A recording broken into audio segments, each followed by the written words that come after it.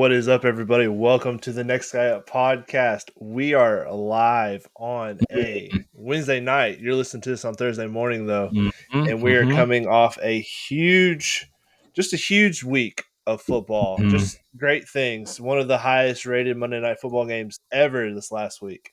Wow. So shout out to that game. It was a really awesome game. I'm sure we're not going to talk about it any more than that. We got a weekend sweep for the AFC South. So for all you haters out there in the world that call our division trash, call us the worst division in football, guess what? It's a sweep. We're rocking. We're rolling. We're all back. Sweet. We're putting 4 teams in the playoffs. Good. Put 3. Division winner and all 3 wild card spots. AFC South. The Titans and both wild card spots after that. Titans division champs. Oh, okay. Loading. Still, Zach took it again. Felt pretty good about it. The Titans won and the odds got much worse. I said, that's odds I'm wanting to take. Get me in on that.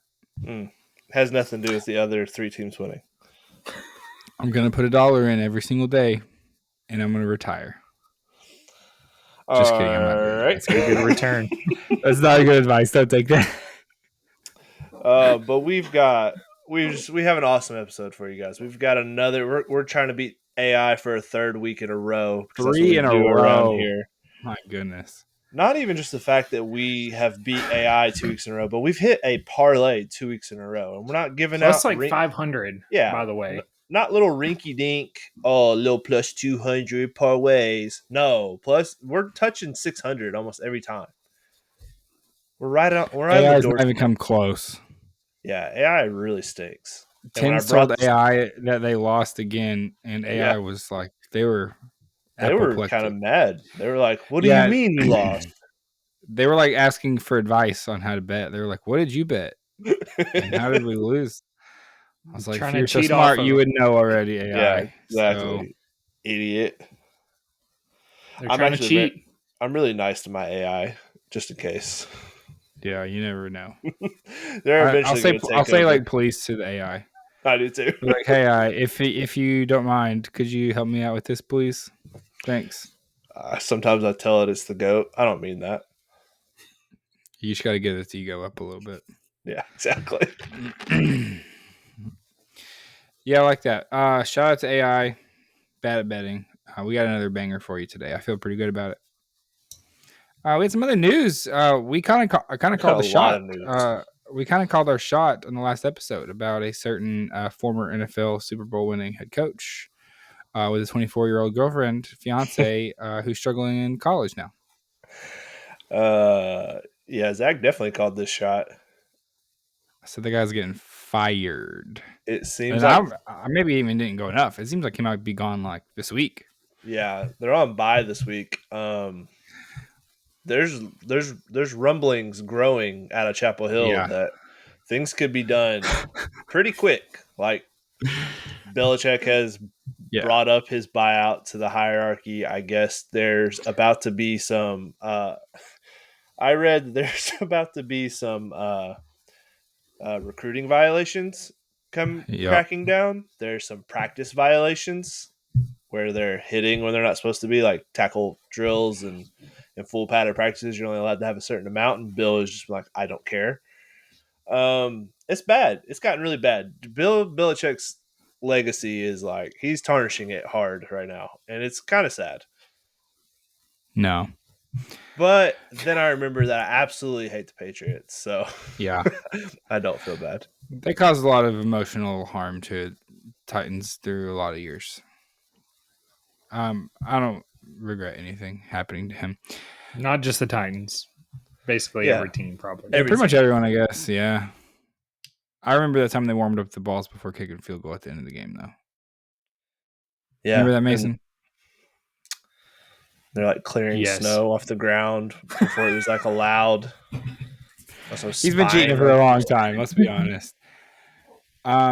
Yeah, shout out to him. It's from what it sounds like, this team is about to just get totally blown up. As soon as he announces he's gone, every player's going to transfer out. They're only there for him. And it sounds like they all kind of got bamboozled into thinking Bill Belichick was going to take this seriously or something. I don't know. So they're all even. I've heard Tennessee's nice this time of year. All you players out there. Yeah, that team is just going to be in shambles. What a nightmare. And it already was, and they're not in a position to be in one with the ACC's like TV rights coming up, and probably a lot of those teams abandoning ship. The whole thing was to set his son up for success, right? Am I crazy? Because I feel like it's doing the opposite. That was like part of the contract was that his son gets to be cut. Which, like, if you're his son, man, just stay in Washington. Like he was doing a really good job there. He could have like. I mean, he was already known as a pretty good defensive coordinator. Just like rise up the ranks your own. Yeah, because now I don't know. I don't know how it works now. Yeah. Being Bill Belichick's son used to be a really good thing, probably, and now I'm not sure it's such a good thing. He has another son on the staff too. It's kind of like going to mess him up.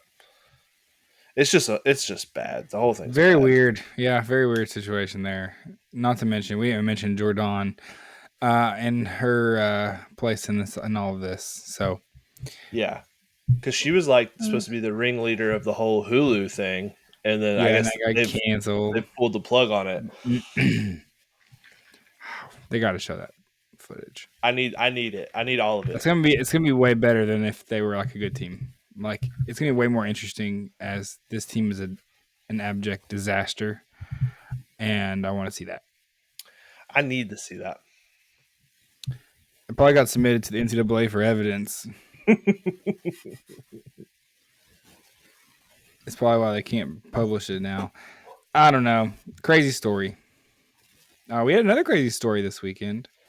From the NFL. Talk about an all-time pull the rug out from under you story.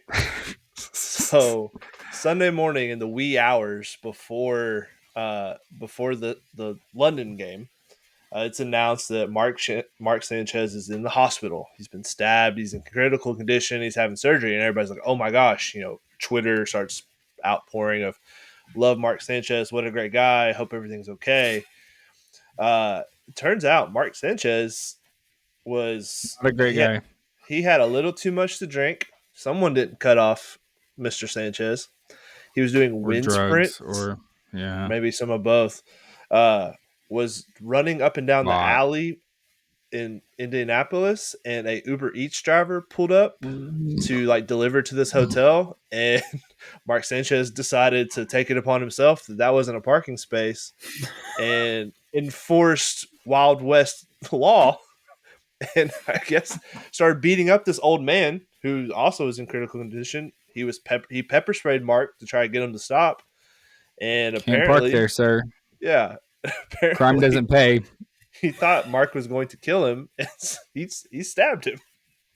I mean, it's not funny, but this is the most ridiculous thing. That's kind of awesome. I mean, shout out to that old guy who was like, he literally just defended himself against like a former NFL player. Yeah, I mean, and then I'll show you with a knife. I mean, that's kind of sick.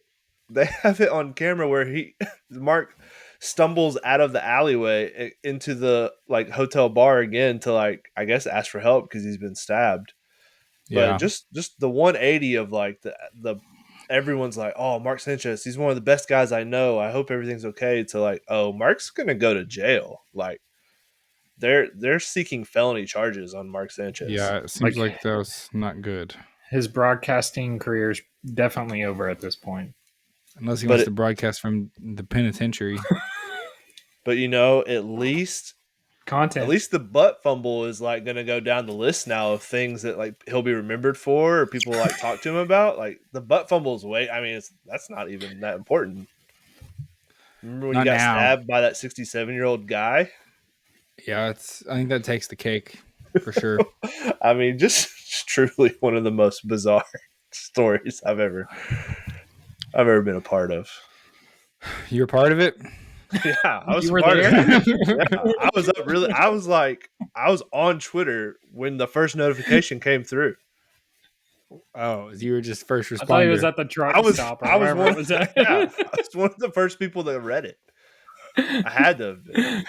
I had my Schefter notifications on. I was on Twitter. It was 30 seconds after he tweeted it. I was there. If you didn't do doing the Lord's work, Tins. I'm on the beat. He read that first. I am a journalist after all. I am part of the media. I'm trying to get the news. Yeah. But in your situation, the journalism is like sending the tweet to the group text and being like, guys, look at this before anyone else does. I had to make sure you guys saw it. Yeah.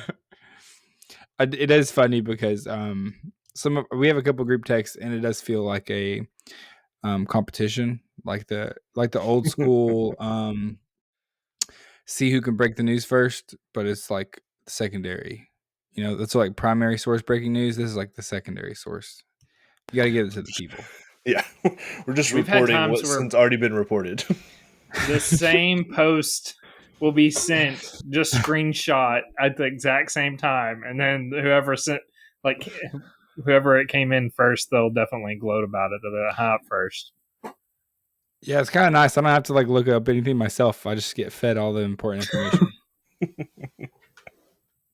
It's great. It is. It's great. Tins, do you want to do like 30 seconds on the Jags, or you feel good about that? I mean, what else is there to say? We're 4-1. We're great. We lose that game 10 out of 10 times in the last 20 years. Liam Cohen has this team moving different. There's 3 wins: the Texans game, the 49ers game, and the Chiefs game. Those are all staples of, the Jags are playing well, and now is their time to make a statement and show they're a good team, and then they always fall right on their face. Just right on it. I will say, even with 19 seconds left on the clock, I wasn't comfortable until we saw all zeros. I wasn't comfortable, especially with the new kickoff. You weren't comfortable when Trevor Lawrence tripped twice in a row before going into the end zone? That didn't make you comfortable? I was comfortable. I saw a screen. I saw the path. I saw a picture of him like full blown laying on the turf. And it was like, the crazy part is this guy scored a touchdown. Yeah, that's wild stuff. I was so mad because that happened in preseason and he got flamed for it because he fell and then everybody jumped on top of him. So I was like, oh no, here we go. For anybody out there, if you want to make Tinsley mad, you just bring up Will Levis and Trevor Lawrence in the same sentence. And that will do it. So that's because you were trying to compare the two. I wasn't necessarily comparing. I just said, which this is not a false statement. This is true as it can be. For someone that pulled off the win, there was a lot of content and memes that were created during that win. What? He fell down and he picked his nose. Who among us hasn't tripped and who among us hasn't picked our nose? I think we need to also just across the goal line. Go ahead. Talk about the elephant in the room, which is Tins threatening to dox a referee who ends up bailing out the Jags late in the game. He did not bail us out. That is he gave the Chiefs 14 points. Are you joking? There were 2 big calls when the Jags way that I think were 50-50 calls. So the pick play for their very first touchdown, that's not the rules analysis came on and said that was a bad call. I wasn't talking about that. I'm talking about the end of the game. Okay, so that's a free touchdown for the Chiefs. Don't worry, that's early though. It doesn't count. Okay, and then we throw an interception, and then the Chiefs scored 30 seconds after that because their corner absolutely suplexes our wide receiver. So that's free 14 points they got. That one was pretty bad. So what are we calling it? You're talking about the pass interference in the end zone? I am talking about the pass interference in the end zone. When the corner has his arm around Brian Thomas's hip with his back but that's to the ball. That's you can't call that moment though.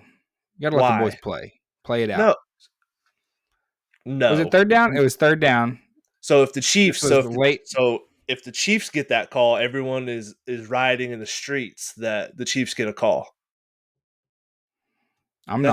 It's a blatant pass interference. And then after that, the hold call. It was a hold call, right? It was 2 men blocking 1 player on the kickoff. Mm-hmm. You can't do that. It's literally been a rule for 5 years now. Listen, I'm just saying you really talked a lot of trash preemptively about this. That's true. Oh, I'm sorry that Brad Rogers, who has a job at the University of Texas Tech, where Patrick Mahomes is got his jersey retired. Yeah, we know. It was 11-0. Now it's 11-1. Yeah, 11-1. It's nice. Great work. First time for You everything. debunked him. I just want an apology for that ref tense. That's what I really want. I said That's also what I want. I take back 30% of the things I said about him behind closed doors.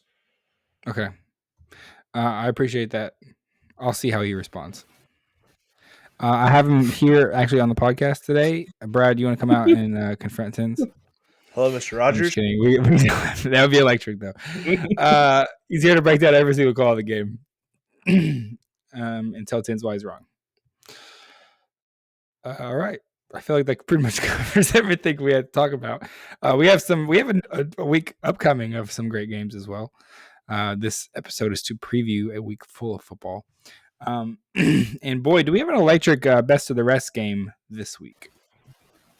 This is a very fun matchup. We've had a couple duds in a row. I'm going to blame Butch Jones for some of it. And I'm going to blame Nico Iamaleava for some more. I don't know why he affected last week, but I just feel like he did. So this week we have a true barn burner of a matchup. We have your nationally ranked University of South Florida versus 24. Your undefeated 5-0 North Texas. I don't know what their mascot is. What's their mascot? They're the Mean Green. Oh, the Mean. That's a good mascot. That's where Mean Joe Green played. Was North Texas. That's a good nickname. Really fun matchup here. This truly is kind of the first one we've done that has some serious playoff implications. South Florida does have a big upcoming matchup with Memphis that everyone's kind of has circled. But this is another big game for a USF team that's been talked about a lot this season so far, especially after they beat Florida. They had a very tough schedule, and they have weathered the storm. They beat Boise State, who's another favorite to make the playoff. They beat Florida. They lost to Miami, but that was kind of expected. Miami's pretty much a juggernaut this year. And so then they won 2 games after that, and they've made it look pretty easy so far. So we're looking at a very fun team. In fact, their schedule after they lost to Miami, they beat South Carolina State 63-14, and they beat Charlotte 54-26. So you want to talk about a high-scoring, high-flying game? They beat Boise State 34-7 in the opener. So this is a team that likes to score points. This is a team that has a former member of the University of Tennessee coaching staff as their head coach, Alex Golish, seemingly a star in the making. He is kind of the next guy up for coaching, and it seems like he is poised to make a move into the D1 rankings or into the Power 4. I think he's going to make that jump at some point, but they've had a good couple of seasons. Is he the first official next guy up coach candidate? He is the official next guy up coaching candidate. They have won back-to-back bowl games. I'll sponsor him. $25. They're building a new stadium because the team has been great. I hope they realize that they're going to be bad again once he leaves, but that's something else. So this team has Byram Brown, the senior quarterback. He has had a very good season so far. They also have a sophomore running back, Nikai Davenport. That is some of I will say their biggest struggle. Obviously, their offense is efficient. You heard some of the scoring numbers they put up. Defense, worse than their offense, I would say overall. Even though they only let Florida score 16 points. Shout out to Florida. Last year they were ranked 113th in scoring defense. It's not very good. And 128th nationally in passing yards allowed per game last year. So they knew that was a piece they wanted to shore up. It seems like they've been playing a little better this year. They, like we said, they had a couple of really big wins early on. Nico Gramatica kind of popped off as their kicker, hit the game winner against Florida. That was very fun. So some of the key things to watch, I think that the pass defense is very bad. I think that's going to be a key piece. The over-under for this game is like 68.5, and so we're expecting a lot of points, expecting some fireworks. But as you can see, South Florida is certainly able to put up points. So is it just going to be shootout? Hopefully. Me and Tins have actually not discussed what bet we're taking here, so this will happen live on the air. Tins, North Texas, undefeated. Yeah, What do North we got? Texas, Mean Green. Yeah, Eric Morris, third year as the head coach. He has improved their record every season so far. We are sitting at 5-0, 2 overtime wins. Now they Wow. have not played the schedule, obviously, that South Florida has, but that's South Florida just is a juggernaut slayer. North Facts. Texas has played Lamar, 51-0, first shutout in 22 years. A lot of And points. then, a lot of points. 51's a lot of points. Western Michigan, who is a very solid MAC team, beat them in overtime 33-30. Beat a Washington State team who is bad, but they're still they get good recruits. It's still a name brand college. They beat them 59-10. As Lane Kiffin said this week, first place in the Pac-12.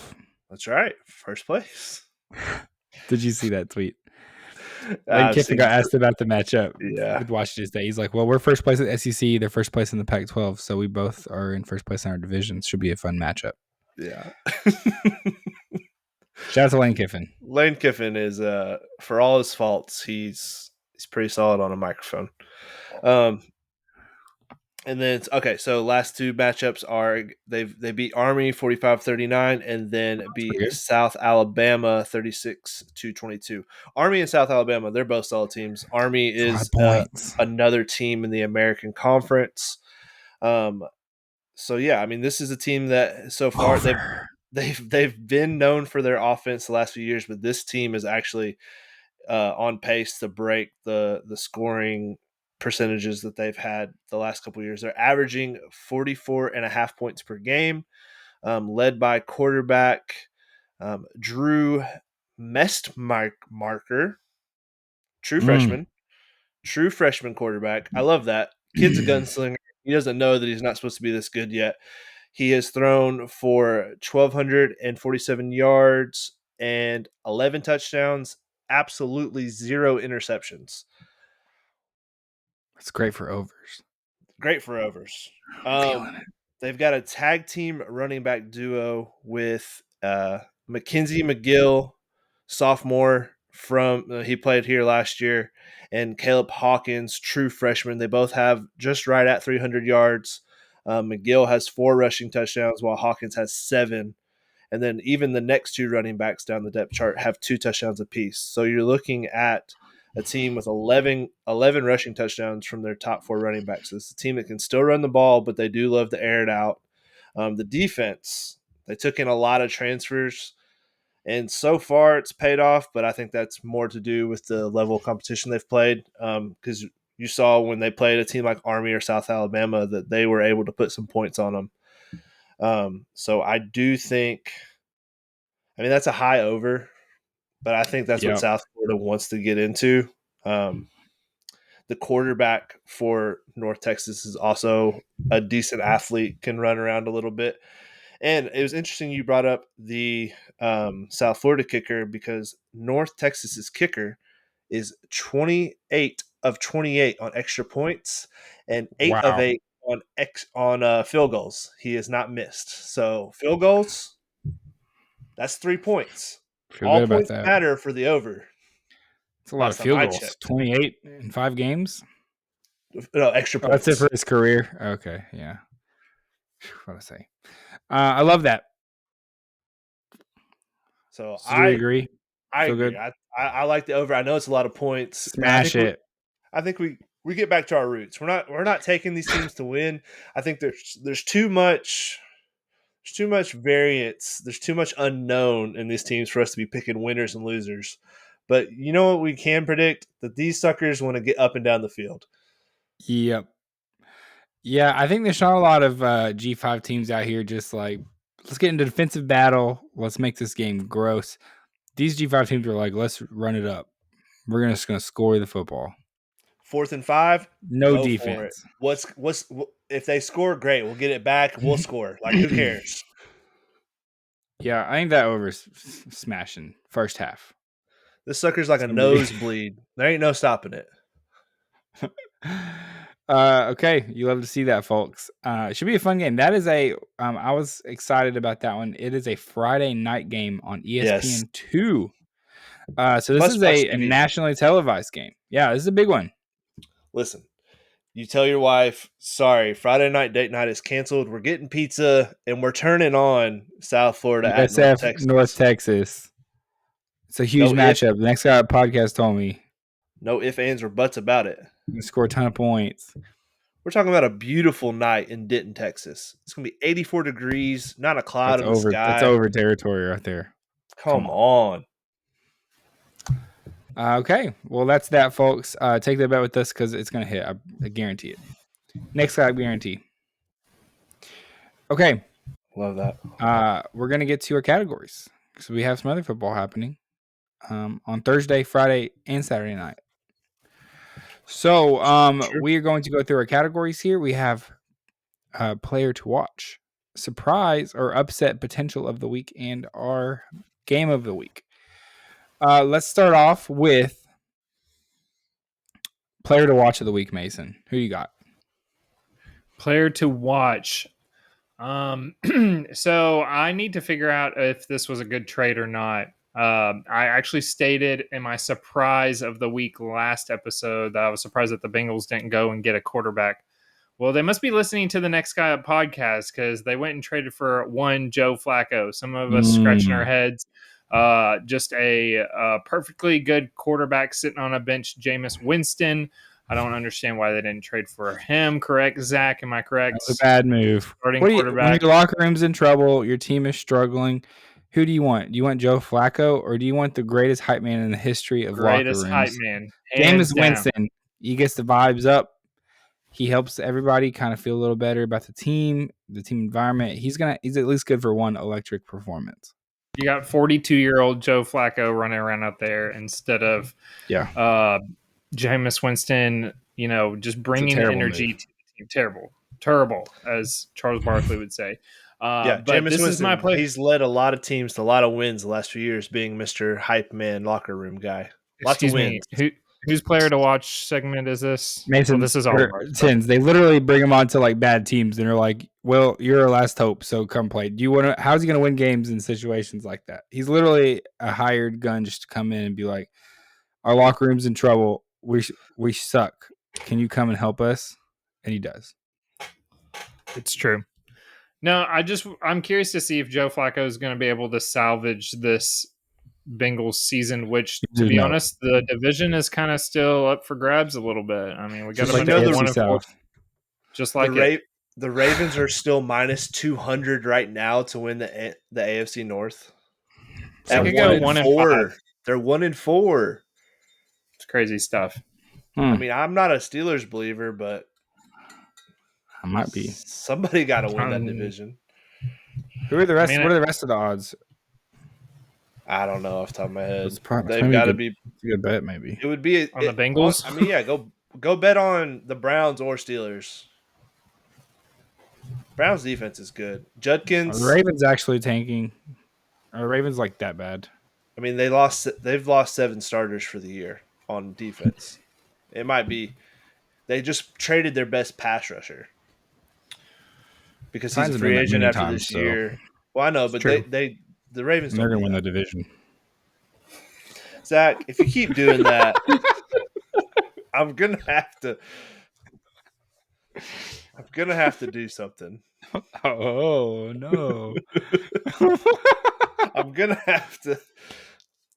I don't know. I'm gonna have to call you out. Okay. I'm gonna have to call your bluff. I'm gonna have to make you bet something else other than the dollar. I've put $2 whole on that. So I put my money where my mouth is. I back it up. I have a Super Bowl ticket for them as well. So this is absurd. You're got to be in the 1% of Tennessee Titans bettors on DraftKings. $3 whole on the Titans season. Okay, great work. We were on player of the week. Or player to watch. It's player to watch. All right, so I've got in college, I've got Dante Moore. I know I've went to him before, but this is a big one. This is you and the Indiana quarterback are both the Heisman favorites. Oregon is 2 in the country right now. You've got a home game, prime time. It's time to show out. Your former 5-star top quarterback recruit in your class. Like, it's time. The time is now. He can have his Heisman moment officially and like kind of probably lock himself up if he comes out and puts on a show. Yeah, I agree. I think that's gonna be a fun one. I am excited to see. We saw him against Penn State, and that was a very ugly game, and it was kind of just gross. But I think this game is not going to be the same story there. I think it's going to be a little more high scoring, a little bit more high flying game. We've seen Oregon put up a lot of points this season against inferior opponents. We're going to see what they can do against this Indiana team that has looked very good at times, has looked pretty mediocre at times, but I think it'll be an opportunity to get the show out. So, breaking news to go off of our first segment of the day: official statement from Carolina Athletics. Ooh. This is an official statement from Bill Belichick. I'm fully committed to the UNC football and the program we're building here. End quote. Quote, Coach Belichick has the full support of the department, of the athletics department and university. End quote. Bubba Cunningham, director of athletics. So yeah, that's the shortest press release I've ever heard. The dreaded boat of confidence during the bye week because the Twitter rumors are too hot. You got to come out and say no, everything's fine. Florida did the same thing with Napier after USF. So I guess UNC is going to win their game next week because that's what happens. Wouldn't bet on that one. No, I sure wouldn't. Although maybe. Who knows? Who knows? Because we don't know who they play. I couldn't tell you.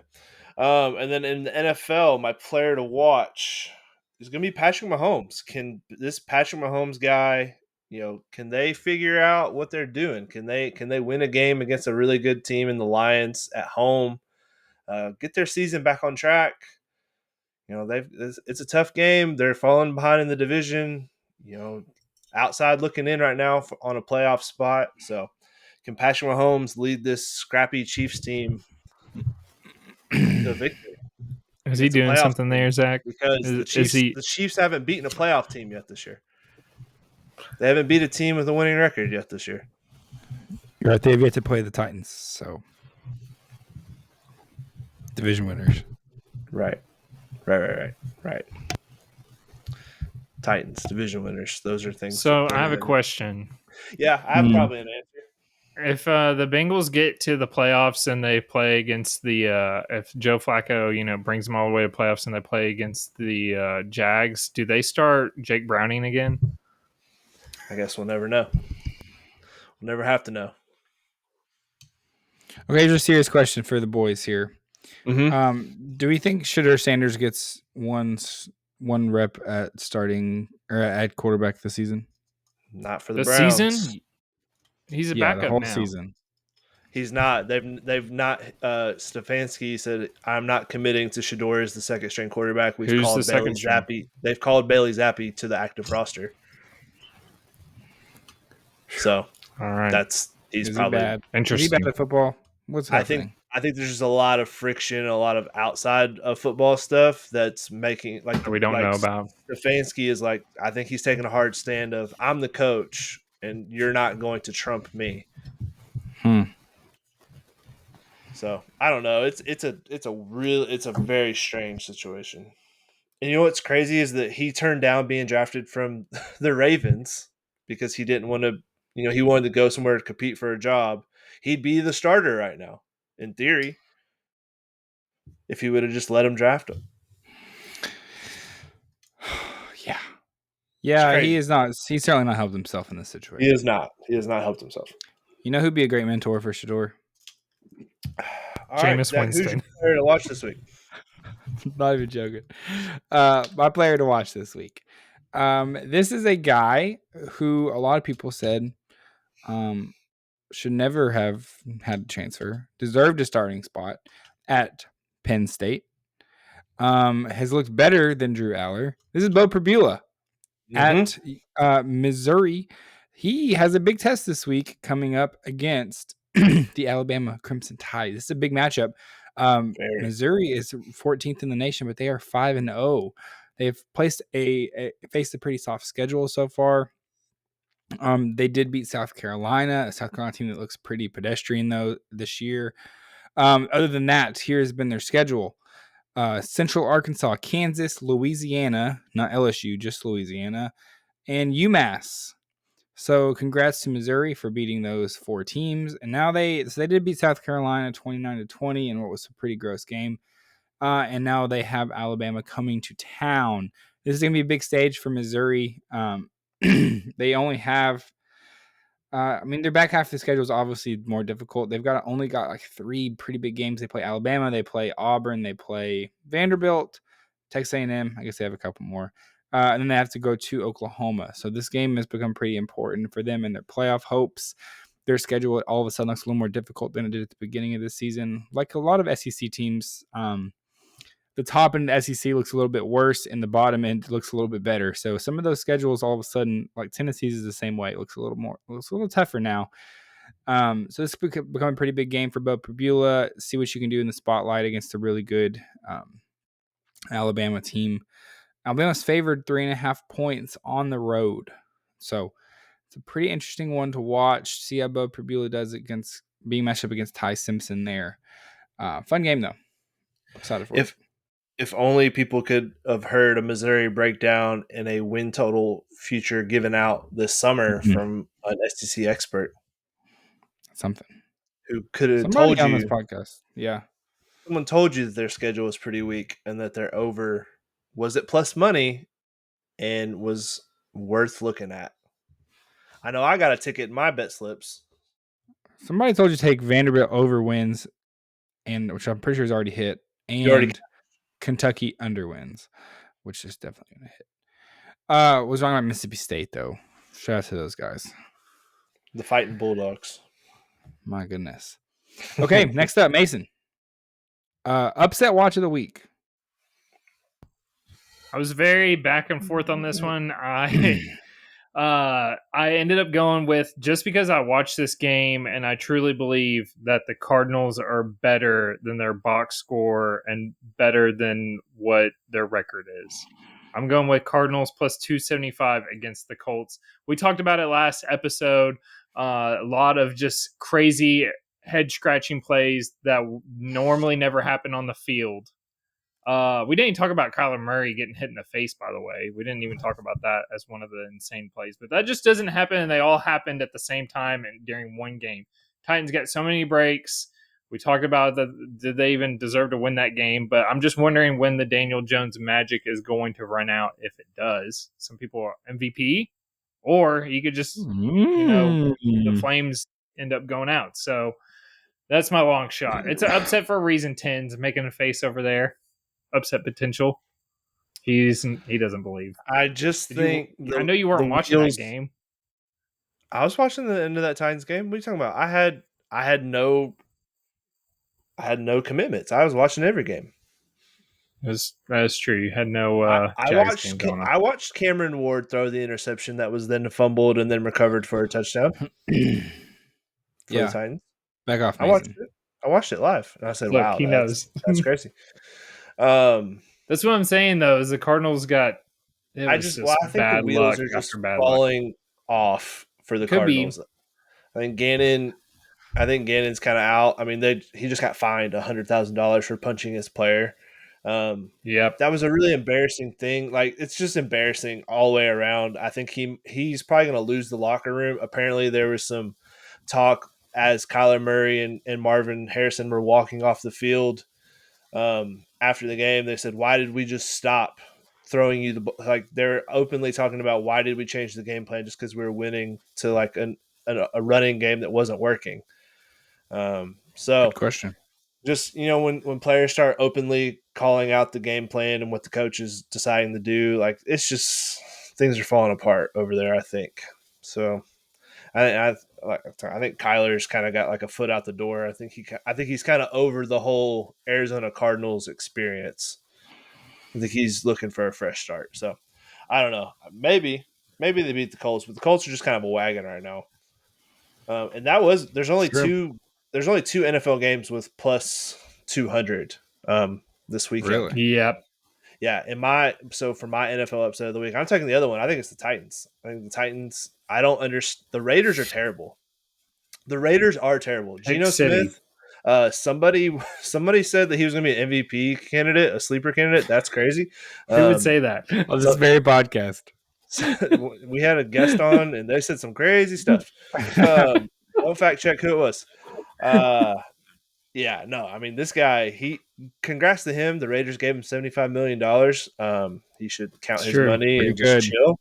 Because I think they go to Kenny Pickett. Honestly, like that's where they're at. They have their offense is just bad. They can't move the ball whatsoever, and their defense is just okay. I know that the Titans win was super fluky, but maybe they get a little bit of something rolling here against a team in the Raiders that's just I feel like they're dead. There's Pete Carroll. This was just a joke. Hire, I think. Not good, It's a joke. Bob. In my college one, I'm going deep in my bag right here. I'm ready for it. The Kansas Jayhawks are traveling to Texas Tech. They're 14-point underdogs. And at plus 470, we're going to get a little Kansas Jayhawk. We're going to get a little Big 12 magic, finally. This is the conference of chaos every single year where just the nuttiest stuff happens. You have a team or two every year. You're like, oh, man, they're going to win the conference. It's kind of set in stone. And then just pure pandemonium happens every single season. And Texas Tech is riding high right now. I think they're ranked 11th in the country. They're the odds-on favorite to win the conference. But this Kansas team is electric on offense. Jane Daniels' little brother is like a mini him. He can run, he can throw, they can put up points. And that's a dangerous thing when you start getting into a shootout situation. Anything can happen on a wild Saturday afternoon out there in Texas. So I'm gonna sprinkle a little Kansas money line here at plus 470. I like that. I saw that one too. Okay, so here's what I've got for you. Coming from the SEC, I am taking a team that's going on the road. South Carolina traveling to LSU. It's at plus 70. They're 8.5-point underdogs.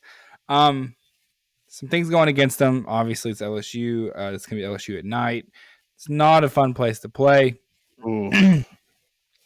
It's not. I'm going to admit that. But I think LSU has certainly showed some of the holes in their game. I think their offense still is not great. Their defense is good. It's very good, possibly. But this feels like a game that South Carolina is kind of, they're 3-2. They really need to win. They feel a little bit desperate. I think Lenore Sellers has had an okay season. He's had some injury problems, but I think this could be a very fun game potentially. And a little one that's a little nervy for LSU fans.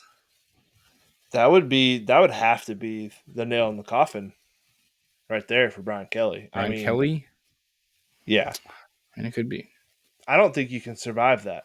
Losing a night game at LSU against South Carolina when you're with your season on the line. I mean, you've lost one game. That's it. You can't lose anymore. Against a good team. Yeah. I was actually, hoping it was a look ahead spot. We got Vandy next week, so not really, but kind of. But I have a very similar line actually. Let me do a double header. I love that. I'm going to call one of these as happening. Florida at Texas A&M. Florida figuring it out. They're going to Texas A&M. Obviously, a very tough place to play. An A&M team that's played pretty good so far. But this Florida team that we saw last week against Texas looked different, looked much, much closer to what we thought this team was going to be in the offseason. DJ Lagway looked a lot better, much scarier team here. Unfortunately, they have not given up. Billy Napier playing for his job has proven to be a very competent coach. And so here we are once again, A&M in a pretty tough spot. So we'll see what happens, but could be a fun one. 7-point underdogs plus 225. I like that. Take both of them. One of them will cash. I think so. You're making money either way. Okay, last category, Mason. Game of the week. What you got? I'm going to go with the second game of the doubleheader for Monday night. 2 first-round quarterbacks from the 2024 draft going head-to-head. That is Bears at the Commanders. Oh, yeah. Yeah, see, this one kind of got hidden a little bit. Everybody's kind of like, But yeah, that's the second header. We'll know if this is a good game or not if I'm still awake by the third quarter. So this tends to happen, and I'm not even in Eastern time like Zach, so I shouldn't be complaining. But some of these these double headers for Monday night tend to end up with me waking up at 2 a.m. with the TV still on and Sports Center on because I fell asleep during the game. So didn't do much of a breakdown, but you don't need it. It's always kind of fun to wake up whenever your schedule's not allow you to stay up that late, and you just wake up and the very first thing you're like, oh, how did the game end? And you check it, and especially with some bets on it and stuff. It's always kind of a electric moment. Something cashes, yeah. It'll start. Or you open your DraftKings account and see if it's like much higher than it was when you went to sleep, or oh wow, or $20 like less. Christmas morning. Yeah, it's never less because you've already put the bet down, so it's only going to grow. True. You know what I mean? All right, Tins, game of the week. What do you got? All right, I just have an NFL one. We've touched on all of the college games that I would have thrown out. I did have Oregon and Indiana, but we already talked about them. So for the NFL, I am going with the Buccaneers hosting the San Francisco 49ers. The 49ers, beaten and bruised, IR list and injury report a mile long, still beat the Rams last week on Thursday Night Football. 4-1. I mean, that's a great team. 4-1. That's you're talking about the two best teams in the NFC right now. Because I don't count the Eagles in that because they're service academy who can't throw the ball. And their head coach is about to be on the hot seat against the Buccaneers, the team that just will not die. The Buccaneers. How many times does he get to throw that out? As many times Zach get away with it. Zach gets to say the Titans will win the division. That's my. That's or my James counter. Winston's an electric quarterback. True. He's not an electric quarterback. He's an electric personality. Please just admit that. Tins, you're going to admit that whenever Jameis Winston is on the field, you don't tune in just to see what's going to happen. Everyone does. That's why it's so fun. It's just, you do. I was not watching a lot of Jameis Winston on the Saints 1:00 games. I don't think anyone was. Well, you don't know ball then. I don't know ball. This guy misses half of football because he's sleeping All at right. 7:00 on a Saturday. My game of the week. Tins mentioned it. My game of the week is. I'm just gonna go ahead and cover this one quickly because I think it is probably the most. Well, actually, yeah, we'll do that one. Sorry, Tins got me thrown off now. Rattled him. There's actually a couple big games. We have not mentioned this one time yet, which is a little telling. The Red River Shootout. Oh yeah, that's this weekend. So you're not allowed to say that. No, I don't care. Cancel it. Cancel me. Texas, all of a sudden has trash. This script is totally flipped because if you asked at the beginning of if you went to the beginning of the year and said one of these teams is going to come in undefeated and one's going to come in with 2 losses, everyone would anticipate it's the opposite direction on this. Mm-hmm. Texas comes in, they've struggled. Arch Manning has looked mid at best, mid to bad probably. And on the other end, Mateer's look good, even though he's got this broken finger thing happening. There's rumors around whether he's going to play or not, which is honestly just making the this game is becoming really interesting, especially if he does not play. Oklahoma's defense has been very, very good. And so I don't know. There's a lot of storylines wrapped up in this one, obviously, like Arch Manning underperforming, John Mateer Heisman potential, but also injury. I think this is going to be a fun game, even if it's not necessarily what we thought it was going to be. And there's some other bigger name matchups now because of just how the teams have looked. I think it's going to be a very fun game. So, Yeah, I think Arch is going to look really dumb in this game. I think Oklahoma's defense is really good. I am ready to eat crow and say Brent Venables is a good coach. That's my bad. I kind of trashed him for quite a while. So yeah, I think he's going to put Arch in a headlock, and it's just going to get really bad for Arch pretty quick.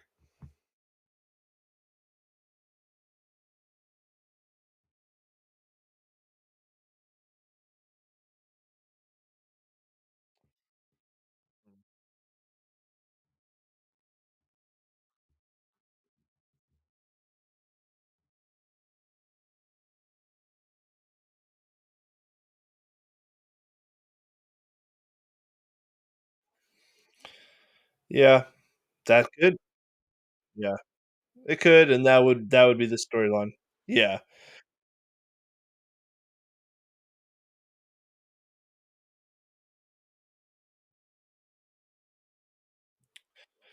we get fun storylines out of this game regardless. I think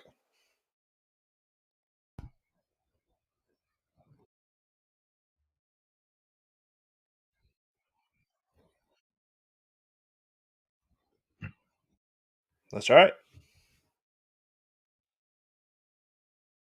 Yes, I've got it right here. All right, so AI this week is going with all NFL picks. They normally mix it up a little bit, but I guess they weren't feeling the college slate this weekend, which is dumb because they normally do pretty well in college. The NFL is what messes them up. So here we go. They're going with Rams minus 7.5 against the Ravens. That's pretty solid. They're going with the Chargers minus 4.5 on the road against the Dolphins. Yeah, that's your mess up spot of the week right now. And then in just the most just really weird pick, they're gonna go Cleveland Browns, Pittsburgh Steelers over 37.5 points. That game's gonna finish Love 7 to that. 6, just like it always does. Probably right about that one, actually. Yeah, this week in the NFL, tons of weird spreads. This is where we're going to find some separation between your good teams and your bad teams and your great teams. Good teams win, great teams cover. Really bad teams lose to teams like the Raiders and things like that. This is where you find separation between us and AI as well, where we just continue to build the gap as We we go never on our win stop. streak. That's right. Exactly. We're not settling for 2 wins in a row. We're going for 3 wins in a row. 3 Just wins. like All there's right. 3 guys in the Next Guy Up podcast. So yeah, all right, I'm gonna dive in here because I think I have probably the grossest pick of the week, and that would be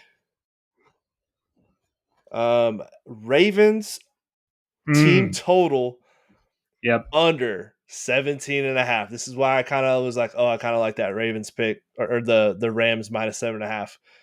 The Ravens are a dumpster fire. This team with Cooper Rush as the quarterback, because that's who's going to be starting. Lamar Jackson did not practice again today.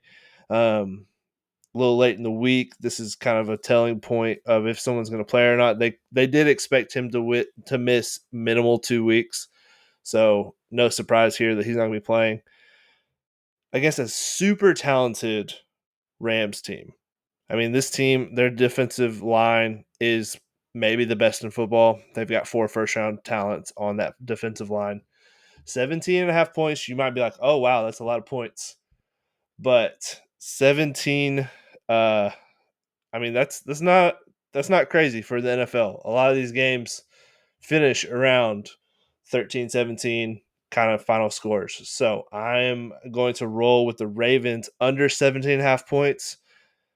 not just because I think it's a great pick, but I just want to show AI that I'm an elite gambler, that I am the type of guy who is not afraid to just put it out there, to take an ugly pick just to show how superior I am to AI. That's right. We'll have two things going on to pay attention during this game: the team total, but also AI's pick Spread. on the spread. So, okay. Yeah. Do you have Zach's pick? I don't. Okay, can you try to get that while I explain my leg of the parlay? I have not even told the boys about this one. It is Evan Ingram, Tinsley's guy, over 22.5 receiving yards. Not my guy. He used to play for the Jags. Yeah. Okay. I like these international games. This one is international. That would be that morning.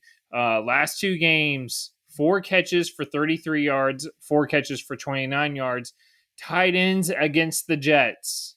Ferguson, 7 catches for 49 yards. Darren Waller, who had been retired for 2 years, by the way, 3 catches for 27 yards. Buccaneers, they don't use a tight end. Don't worry about them. That was the only one that didn't hit. Dalton Kincaid, 4 catches, 37 yards. Pat Freiermuth, 3 catches for 28 yards. So all those cashed over if we're comparing, if they all had that same line. So that's what I'm going with. Evan Ingram, 22.5 receiving yards. Seems pretty low. He could get that in 2 catches. Yeah, he's been working his way back from an injury after he got in week 1. So, but Sean Payton loves the move tight end position. So, love that. So I was trying to I couldn't find it.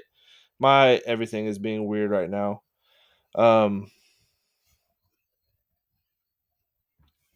So just a little behind the curtain here at this point.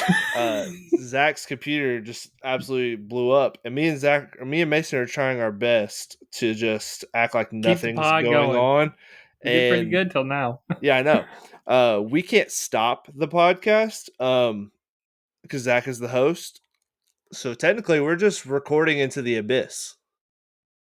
So get ready, everybody. You're about to have a 21-hour podcast. Oh, I just lost connection as well. Oh, no. Wait. Oh, no. Oh, my goodness. Is that's Stone Cold's music? He's back. We're back. Still keeping the pod going. So, Zach, what's your leg for the parlay here? Go ahead and just jump right in. We'll be fine. Yeah, I'm not sure it's gonna be fine, but I will go ahead and do it just in case it is. My leg, I'm teasing it down a little bit. Oregon minus 6.5. I think it's at 7 right now. It was at 7.5 earlier. It's at 7 now, so I'm trying to get it to 6.5 because I like that. Well, yeah, I think it's where it's going to come down to. So Oregon minus 6.5 is my leg. It's a little bit juicy. That's all right. The cowards over at AI Central have juiced up legs. So our parlay is at plus 529 right now, and I didn't share what AI's was, but I do think there's 581 for AI, but it doesn't matter because it's going to be 0 because it's not going to win. Facts. All right. Okay. Well, with that, if you're hearing this, it means this episode's saved. And if you're not hearing this, it means this is the last episode. So you'll never hear this. We hope you'll have a great week, and we will see you next time.